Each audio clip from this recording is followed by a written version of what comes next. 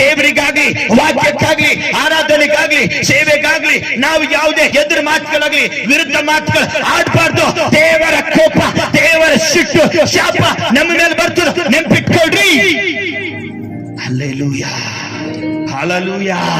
ಅದಕ್ಕೆ ದೇವರು ಏನ್ ಮಾಡಿದ? ಕರ್ತನಲ್ಲಿ ಪ್ರಿಯ ದೇವರ ಮಕ್ಕಳೇ, ಇಸ್ರೇಲ್ ಜನರಿಗೆ ಇಷ್ಟೆಲ್ಲ ಅದ್ಭುತ ಮಾಡಿದೆ, ಇಸ್ರೇಲ್ ಜನರಿಗೆ ಇಷ್ಟೆಲ್ಲ ನಾ ಬಿಡಿಸ್ಕೊಂಡು ಬಂದಿದೆ, ಮೋಶೆಗೆ ಕೊಟ್ಟಿದೆ. ಮೋಶೆ ಹೋಗಿ ಯೌಶ್ವ ಬಂದ, ಯೌಶ್ವ ಹೋಗಿ ನ್ಯಾಯಸ್ಥಾಪಕರು ಬಂದ್ರು, ನ್ಯಾಯಸ್ಥಾಪಕರಿಗೆ ರೂತರ ಚರಿತ್ರೆ ಬಂತು, ಏಸ್ತರ ಚರಿತ್ರೆ ಬಂತು, ರಾಜ್ಯರು ಬಂದ್ರು, ಅರಸರು ಬಂದ್ರು, ಪ್ರವಾದಿಗಳು ಬಂದ್ರು. ಇಷ್ಟೆಲ್ಲ ಜನರನ್ನ ಕಳಿಸ್ಕೊಟ್ಟಿ ಈ ಜನರನ್ನ ರಕ್ಷಣೆ ಮಾರ್ಗ ಕರ್ಕೊಂಡು ಬರ್ಲತ್ತೀನಿ, ಸೈತಾನದಿಂದ ಬಿಡಿಸ್ಕೊಂಡು ಬರ್ಲತ್ತೀನಿ, ಶತ್ರುಗಳಿಂದ ಬಿಡಿಸ್ಕೊಂಡು ಬರ್ಲತ್ತೀನಿ.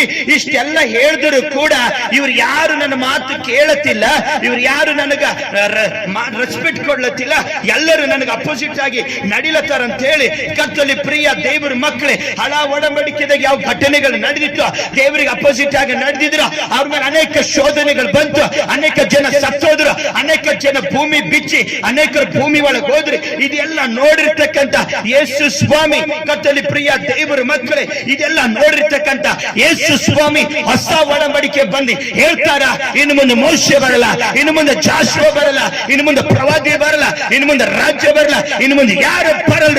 ಆ ಯೋಹಾನನ ಬರೆಸುವಂತೆ 3ನೇ ಅಧ್ಯಾಯ 16ನೇ ವಚನದಲ್ಲಿ ಯೇಸು ಸ್ವಾಮಿ ಹೇಳ್ತಾರ, ಇನ್ನು ಮುಂದೆ ಯಾರು ಬರಲ್ರು, ನಾನೇ ಸ್ವತಃ ಈ ಲೋಕಕ್ಕೆ ಬಂದು ಜನರಿಗೆ ರಕ್ಷಣೆ ಮಾಡ್ತೇನೆ. ಚಪ್ಪಾಳೆ ತಡಬೇಕು.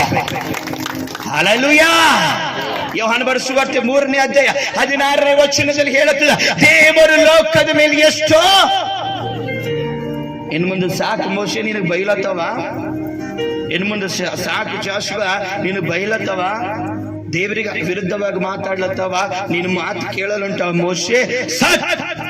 ಈಗ ನಾನೇ ಮರಿಯ ಗರ್ಭದ ಹುಟ್ಟಿ ಈ ಲೋಕಕ್ಕೆ ಬಂದು ಜನರಿಗೆ ರಕ್ಷಣೆ ಮಾಡ್ತೆ. ಚಪ್ಪಾಳೆ ತಡಬೇಕು.